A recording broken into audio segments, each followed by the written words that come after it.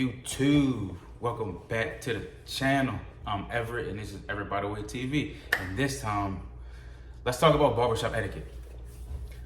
It's a lot of do's and don'ts when it comes to the barbershop. It's a lot of unspoken rules. Kind of like when men go to the bathroom, right? Unspoken rule. If there's empty urinals, one in between each person, right? When you're about to go to the urinal, you don't usually go to a urinal right next to a guy. When there's open urinals, you at least want to leave one space in between.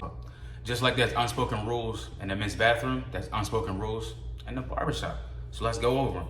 Right now, I composed 4 topics, 4 unspoken rules for this episode of Barbershop Etiquette 101.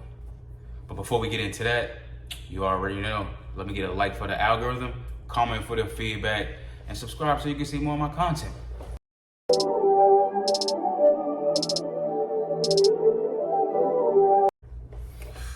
Okay, first on the list. Bro, respect goes both ways, right?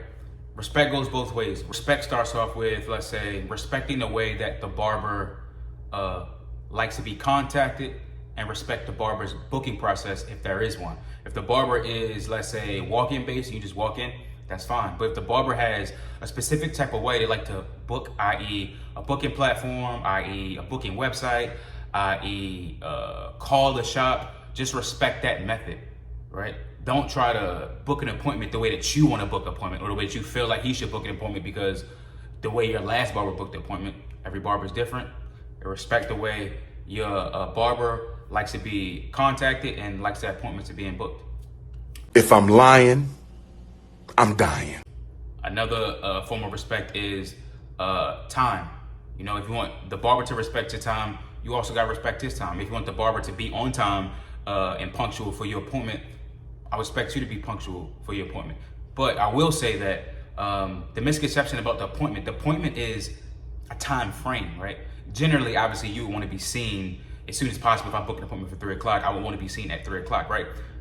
But the time frame is 10 to 15 minutes. So if you book an appointment for 3 o'clock, between 3:10 and 3:15, which is my grace period, I give you a 15-minute grace period, and I would also, expect to get a 15-minute grace period as well. Obviously, I want to be punctual and on time, but it's a time frame that holds your slot in line, right? Another form of respect is, let's say, respecting the barbershop and the things around the barbershop, right? Respecting the bathroom, respecting the language of the shop, respecting the way that you communicate with each other. You don't want to make your barber feel like a slave, or you don't want to make your barber feel like you don't value them in the same way that you don't want your barber to make you feel like they don't value you, right? I mean, listen, he not wrong.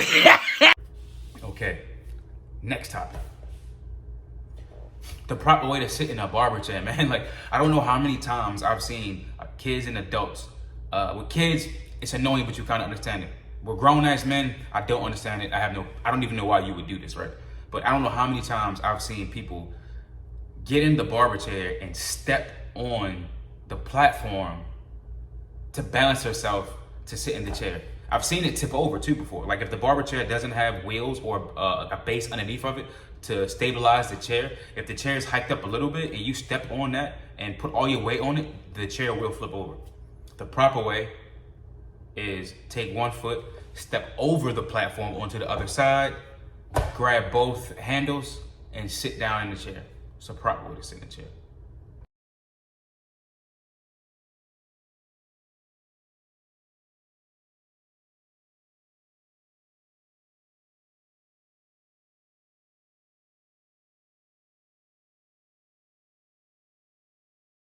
Stop it. Get some help. Next topic. The proper way to lean back in the chair. Now, this one is another annoying one, right? Like, I don't know how many times I've leaned a person back in the chair to do their beard, knowing that I have to get under here, I gotta get down here.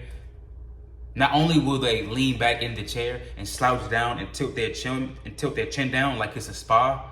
I mean, I want it to be relaxing, but at the same time, I want you to be relaxed and still expose your neck area so I can get it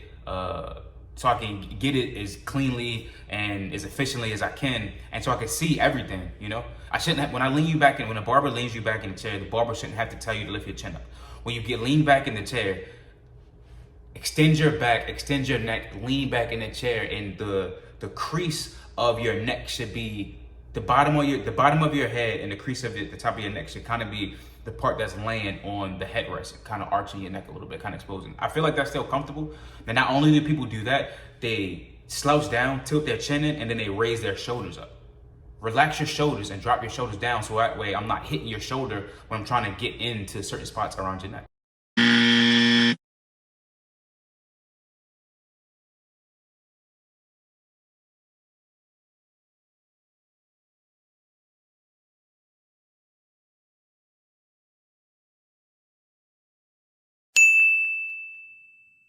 It's going to be a no for me, dog. Keep it up, though. And the last topic, please, please, please, please, do not look your barbers in the eye and stare at them, and do not stare at them through the mirror.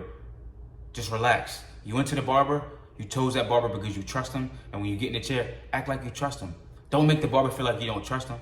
You chose that barber. Hopefully you did your research and you did your homework and you looked at the barber's Instagram and looked at the pictures and you found out that that barber does similar haircuts that you would like to get in a good, decent way, in the way that you would like to get it. So that's why you chose that barber. So when you get there and you sit in the chair, just relax and enjoy the experience.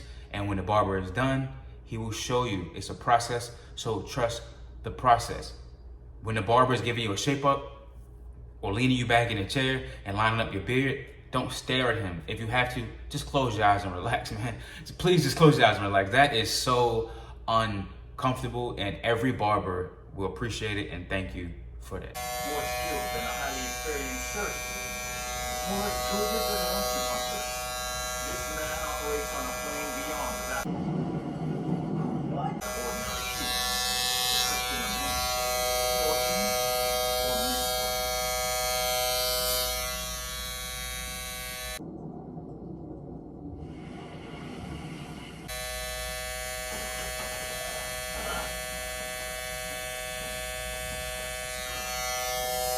Come on now, dog. Come on, man. And that's the ending of this episode and the first installment of Barbershop Etiquette 101. Till next time, fuck with me.